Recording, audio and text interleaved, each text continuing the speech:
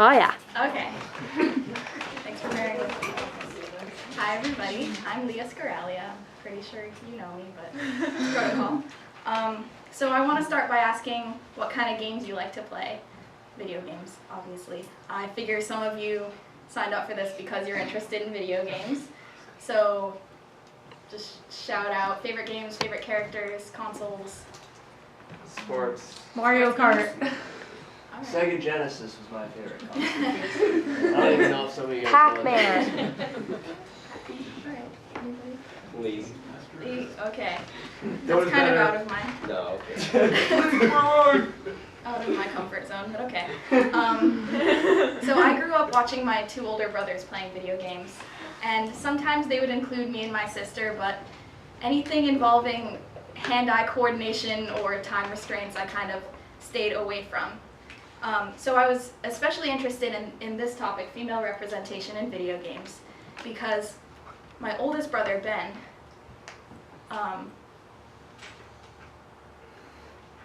and this is a picture of him holding the video that he sent me. I thought that was cute.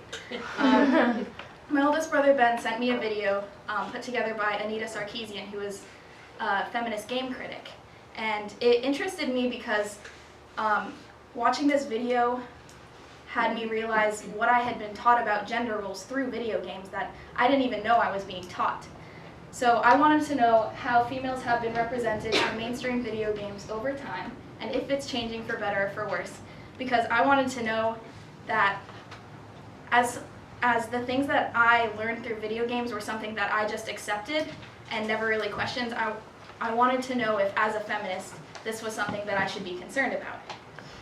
So in this presentation, I'm going to discuss some controversial topics, such as violence and sex in video games, and using the continuum of female representation, I'm going to give some examples of the gruesome, the excusable, and the rare positive to show how female character representation in video games is neither changing for better nor for worse.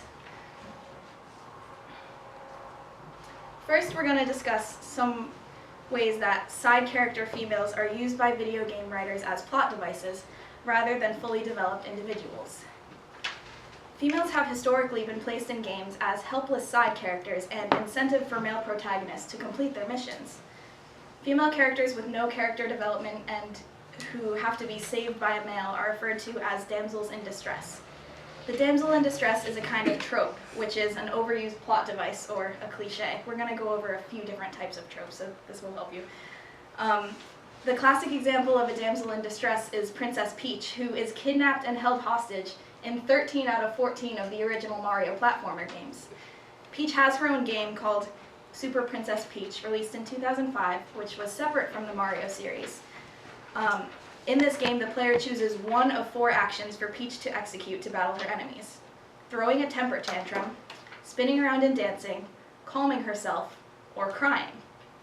Each of these actions drains Peach's emotions level, which in any other game would be the same as an energy level. The empirical idea is that Peach is still made to look foolish, even as the protagonist of her own game. Her lack of intelligence and skill are in sharp contrast to the males of her world, who can use strength or speed to overwhelm their enemies. Peach can only run away or emotionally manipulate her enemies.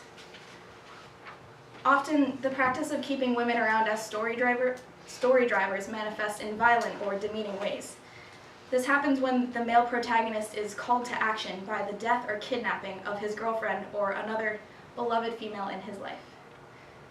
The term women, that's in the wrong order. Can you go to the next one? Sorry.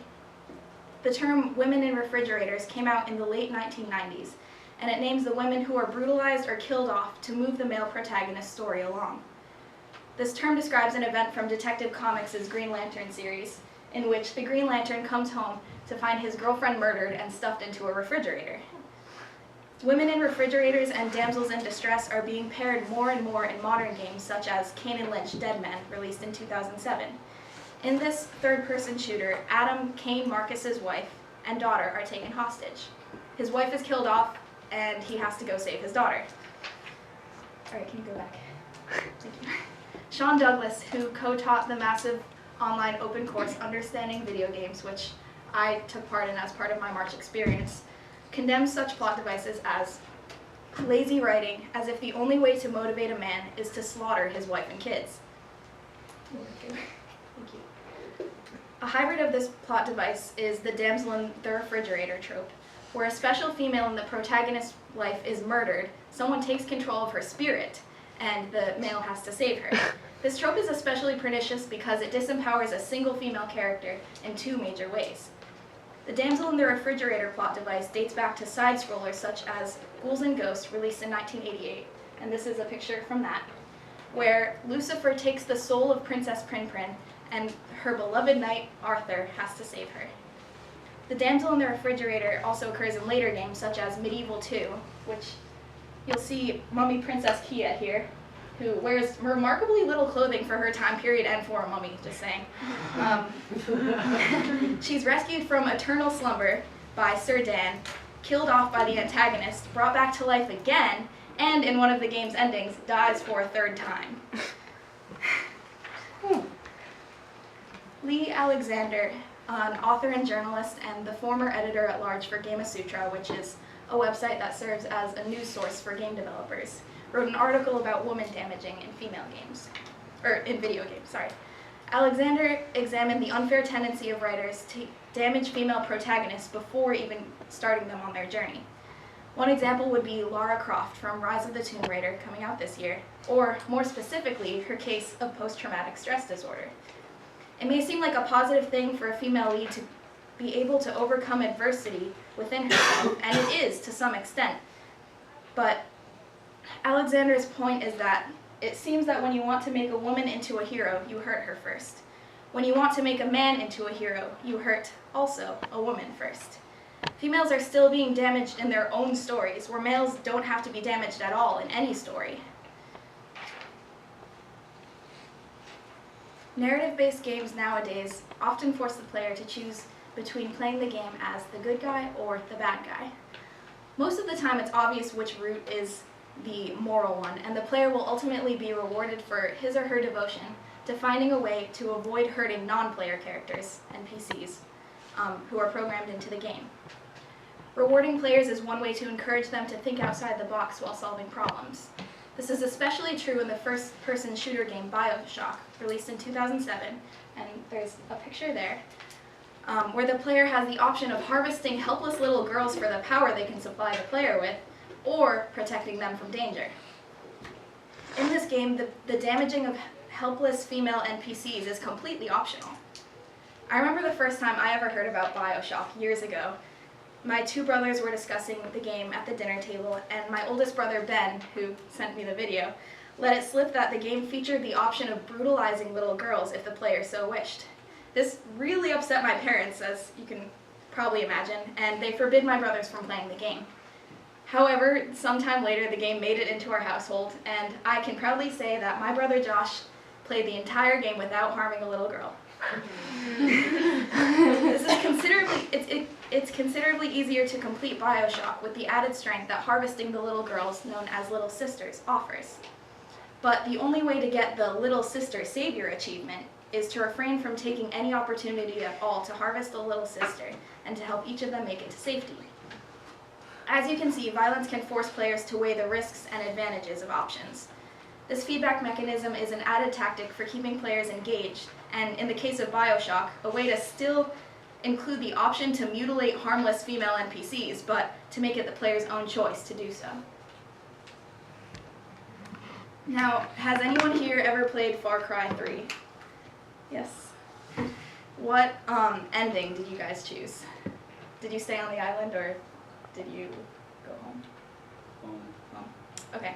Well, in Far Cry 3, the player spends the entire time attempting to rescue their friends who have been abducted by pirates. The protagonist, Jason, undergoes significant changes throughout the story, becoming more wild as his determination and desperation to save his friends grow. At the end of the game, the player, through Jason, is given the option of killing his girlfriend and staying on the island, or going home with his friends. The Reddit user BigMac.com, in a discussion titled "Why the Ending of Far Cry 3 Ruins the Game," expresses the opinion that the only reason someone in their right mind would choose to have Jason kill his girlfriend is out of curiosity for the alternate ending of the game. Unlike Jason, BigMac.com says, "I had not undergone any form of evolution over the course of the game. I was not becoming insane. So when asked to kill my friends who I had spent several days trying to rescue, I was flabbergasted. It was not only illogical, but also betrayed the sanctity of the narrative the game had been building." Seeing as Far Cry 3 is a generally linear game, meaning that a certain sequence of events has to happen for the game to progress toward the finish, it seems that the choice to kill Jason's girlfriend was somewhat arbitrary and entirely unnecessary. This sort of random misogyny, in my opinion, contributes no emotional meaning and no life lesson about morality to Jason's story. But right and wrong are not always black and white in virtual worlds. Games are becoming less and less binary when it comes to moral choices. Violence can be used as a game mechanic, a component that contributes to a rule-based system where a player must take certain actions in order to progress in a game. Action-adventure games often use violence as the only means of completing missions. When a game is created so the player is equipped only with a weapon, there's a lack of capacity for problem-solving within the mechanics of the game. So writers have to think of ways to use violence to get the protagonist out of every single situation.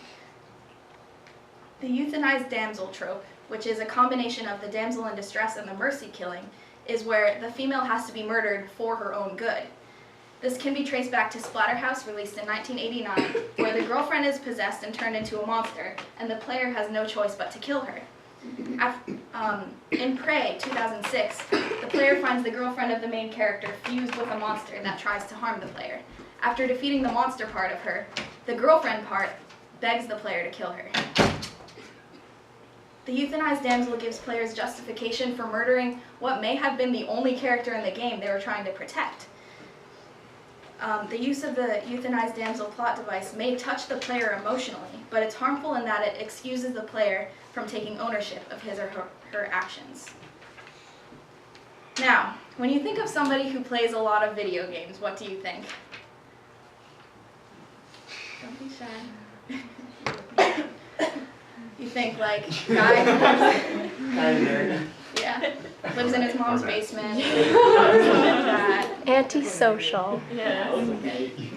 So, who here watches South Park? Does this guy look familiar to you? Yes. Well, since developers have, since arcades were big, assumed that their audience was heterosexual males, games with sex as a mechanic became possible. In the adult game Leisure Suit Larry, released in 1987, the objective is to help Larry lose his virginity, and this is a screenshot from the game. In this case, sex is a motivator. While Larry's situation is meant to be comedic and to make Larry into a non-threatening character, the point of the game is still to help him obtain sexual gratification in a meaningless way, with a female character who lacks depth anywhere besides her bra. Sex is used as a mechanic because young adult, heterosexual, and male is the assumed audience. But having this demographic as an audience does not excuse the fact that the objectification of women was and is rampant in these games. Games where sex is not the main objective often use abstraction, which, in games, refers to the simplification of the complex romantic or sexual relationships between humans. For example, in The Sims 2000, characters shout "woohoo" and hide under the covers in place of performing explicitly sexual acts. Another example would be The Marriage, which was released in 2007. You can see that here, it's kind of weird looking, where a pink box represents a wife and the blue box represents her husband. And while all of the goals of the game revolve around what distance the boxes are from each other at any point in time, the title of the game implies a deeper meaning. Abstraction is important to games featuring romantic or sexual relationships because it avoids awkwardness and miscommunication about the events that occur between characters. Abstraction is important to female characters because it takes away the temptation to insert sex scenes into games for sexual gratification of the player, and it allows for interpersonal relationships within the game to remain legitimate within the plot. Female characters are not necessarily granted emotional depth by abstraction, but at least there's no misrepresentation of real-life relationships, and they're not being objectified. So despite all the negative things I've been talking about, there are some games out there that can give feminist game critics hope. In Left Behind, 2014, two female characters who share a deep, nuanced relationship also share a kiss. This is positive for the LGBTQ community as well as female because while females are constantly in romantic relationships within games, they don't usually get to act on their own romantic feelings. Another very positive moment in a game takes place in Beyond Good and Evil, 2003, where Jade, the young female protagonist, is thrown a staff by a male sidekick and friend and told to free herself from a trap, which encourages teamwork between the sexes rather than just cooperation. These events, being exceptions, don't necessarily point toward progress in games, but they are capable of making gamers realize what they've been missing in their regimen as far as female character development. There are also games that lie in the gray area of the continuum of negative to positive female portrayal. Metroid Other M, released in 2010, was released for Wii as an action-adventure game and the prequel to the Metroid series. Samus Aran was always a feminist icon, as the first female protagonist of a major mainstream action-adventure game. And fans were extra excited for the release of Other M because it was an opportunity to learn the backstory of a character who is usually silent. When Samus takes off her protective suit in Other M, however, it's disappointing how such a heroic, fierce character becomes less of a role model than an object of desire. And you'll see, this is her usual suit, which she wears throughout the Metroid series, and that's her in her Zero Suit Samus is what they call her. Metroid Other M was great news to feminist gamers because it gave an already respected female lead a chance to develop into a relatable person with feelings and a purpose in life. But the developers evidently didn't feel that they could do so without making her outfit more revealing. When Samus was given a personality, she was also given a skin-tight suit meant to accentuate her hourglass figure. But she's no less of a fighter just because of her attractiveness. No gamer wants to be criticized for playing a game just because the developers made the character too attractive. Video game blogger Will Brooks made a sarcastic comment that a female as portrayed by a man is inherently sexist and therefore bad. But sexy female characters are not a problem. Sexualized female characters are the problem. The difference is that a female who's sexy can still be valuable in skills or intelligence, while a female who's sexualized tends to exist for the sole purpose of attracting oversexed heterosexual males to games. This is a picture of Lara Croft from an old Tomb Raider ad. You'll see she's not wearing anything, that's actually a bedsheet. And there is no point in any of her games where she looks like this. She's always wearing clothes. There's no point where she's really this docile.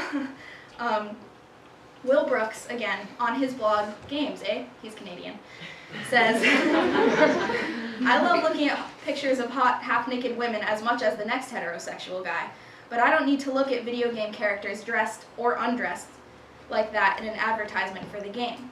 I buy games based mostly on gameplay. Will Brooks' opinion captures the rarely discussed idea that maybe it really doesn't matter how a character looks, as long as she's all around impressive. The way to test this would be to present female characters who are not remarkably sexy, but still are every bit as capable as their impressive and not remarkably sexy male counterparts, and see if the games are as popular as those with impressive stories and attractive characters combined. But good luck convincing developers to abandon the template that has historically and is currently selling their games. Game developers have found characteristics of protagonists and non-player characters that sell more games, so they found no reason to experiment with other types of characters. They found a formula that works and have stuck with it since the dawn of character-based video games. While there are more emerging female protagonists, these heroes still suffer in ways that male leads do not have to in order to achieve greatness. There's positive progress being made, but it can only be considered substantial when it's no longer rare enough to report every single case of positive female representation. At the current selling rate for misogyny in video games, it's doubtful that there will be any graspable headway in the near future. I encourage you to go to my website, gameversusgirl.wordpress.com. There's a lot more examples in there and subjects that I didn't really get to talk about in this time frame. And now I'll take some questions. What do you think about Mass Effect? Okay, I did a lot of research on Mass Effect, and that didn't make the final cut. I did an interview with someone who had played it. My oldest brother played it, but I didn't play it. So I did an interview with someone who played it, and she said that she felt that the game was fair in that, and also in my open online course that I took, one of the developers on it spoke, and they both said that they tried to present different storylines like very adequately, and both of them were fully developed for the male and the female character. They didn't take any shortcuts just because they thought less people would play as the female character. But the girl that I interviewed said she still felt that the female character was an afterthought. So I think it's great that Mass Effect features, it's a role-playing game, so it features a male and a female option, like you can play through with either character. And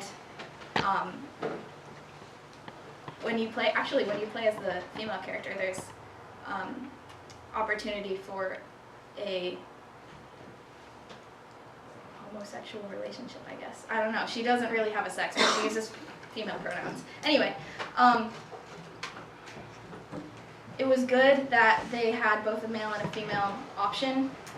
It would have been better if it was originally planned that way, but they did a good job, and I have no complaints. There was never any point in the game, in the female game, where the female used her sexuality to get out of any sort of trouble or anything. So I think that was good. I don't know if that was all English, but anyway. Any more questions? Yes, Eric. I'm sorry if this overwhelms you. But I worked in, I don't know if you know this or not, but I worked on the website Metacritic for 2 years. I was writing reviews. And I saw a lot of people capitalizing on these ideas of controversy. For example, the Little Sisters thing, where you can harvest or rescue them. I don't really know the word. But people often argued, saying that it fits into the idea of the utopian society of someone trying to leave communism and capitalism to create their own. But then you had games like the Atari Sex Shop games that absolutely capitalized on these young males. So I guess my question is, a little bit of a personal experience. I was writing a review for Bayonetta 2, and I was told to comment on the health bar system, which you probably know is losing clothes as you take more damage. I was told to comment on that and to more specifically criticize that, and that's kind of where I kind of left it. And my question for you is, how do you feel it infringes on our freedom of speech, I guess? Because people have the choice, the artistic freedom to choose these directions in their games. I read an article about Gamergate that actually talked about Grand Theft Auto and how it got pulled in, I think, like Australia or somewhere. It was a couple months ago that I read it, because it was so bad for women, and like Target just refused to sell it in that place. And the point of view that the man who wrote the article was taking was that it's against like freedom of expression to criticize a game just because of its content. I think that you can still appreciate a game even if it has misogyny in it or misrepresents females in any way. I think you can still appreciate it, but it's important to recognize that it's not, you shouldn't treat people like that in real life. And people say that it is a good outlet for them, and I'm all for that. Like, if you're gonna be that aggressive toward females in life, like, do it in video games, don't do it to me. But I think that it is okay to play these games as long as you recognize that they lack where females are concerned. And if you go looking, there's all sorts of really cool games that feature women who are strong, and it's really cool to see how they can be just as impressive as males. So I don't know if that answered your question, but like, I don't want to make anyone feel bad for the games that they play, and I've supported in my lifetime enough games that were harmful toward women and I didn't even recognize. So I guess I just want people to be aware. I was at Jeremy Ganning's thesis today, and his was the correlation between violence in sports and violence at home, like violence as like a person in the real world. What do you think the correlation is between violence in video games and violence? I read some studies on this too. Like a lot of things didn't make the final cut. None of the studies that have been conducted trying to prove or disprove violence in children or people in general who played these types of games came up with conclusive evidence. Like there's always some sort of flaw in the design. There's no way to track that the video game itself is what's affecting them. And also some games or some experiments featured there's not really a humane way to test it. They would have, for example, they would have someone in this room being told that there's someone on the other side of the room who wants a meal, and they would say, this person hates spicy food, make a meal for them. And if the person puts in hot sauce, that's considered aggressive. And if they've been playing video games, is taken into effect, like, are they more aggressive or are they not? I don't know, are you following this? But that can't prove anything because they're not seeing the effect on somebody. If you know that you are hurting someone, then you're a lot more conscious about it than if it's a fake person. So you can't really show a correlation between violence in games like affecting how a person acts. What's the popularity of the games where the woman is the protagonist and the hero, as opposed to where the male is the hero? Games like the Metroid series and Tomb Raider series were very popular. It was really cool that Lara Croft even existed. A lot of people have told me how much they love Lara Croft throughout my research. And I also played the Metroid series because my brothers played, and it never really crossed my mind that it was a female and that she was that cool because she was a female, you know, so I never really recognized it. I don't think a lot of people do recognize it, but it is easier for males to identify with male characters. And females have been forced to identify with male characters because of a lack of female characters. So I can't really tell you if the sex of the protagonist affects the popularity, but I remember when we played on Nintendo 64, we used to play Mario Kart a lot, yeah. and nobody wanted to be Peach because she was the girl. But she was actually one of the fastest racers in You the would game. think like her big dress would like catch a lot of wind Yeah. and like slow her down. Anybody else? Yeah. Yes. In a lot of RPG games, the female characters usually wear more revealing clothing, and those clothing are basically offer quite a bit of armor values. You know what I mean? So, do you have any comment on how the female versus the male characters are dressed in games? You can tell that there is a difference if you go to, I think it's, just look up the Hawkeye Initiative. It started originally with comic book characters, but it's getting a lot of popularity within the gaming community now, in which male characters are taken and a female from like the same, female characters are taken and a male from the same like universe is taken, and the male, his clothes and his position are replaced with the female's clothes and her position. So like you'll see pictures of a girl like crawling on something with her butt up in the air and she's like not wearing a lot of clothes. You'll see it originally was replacing those characters with Hawkeye. So this goofy male character, you see him like with his butt up in the air crawling and like in just disgusting clothes. So you can see a lot of the difference there. I really don't like that they can gain armor value for like wearing less clothes. I just don't think it's practical. Like I interviewed Damon Mavroudis Taylor's brother, about the Tomb Raider series. And he said it was ridiculous what Lara Croft wears, but it didn't take away from her fierceness. So you have to remember that they are still fighters, and it is awful that they have to wear that to get the protection that they need, but they don't lose value because of that. Anybody else? Good job, man. Thank you.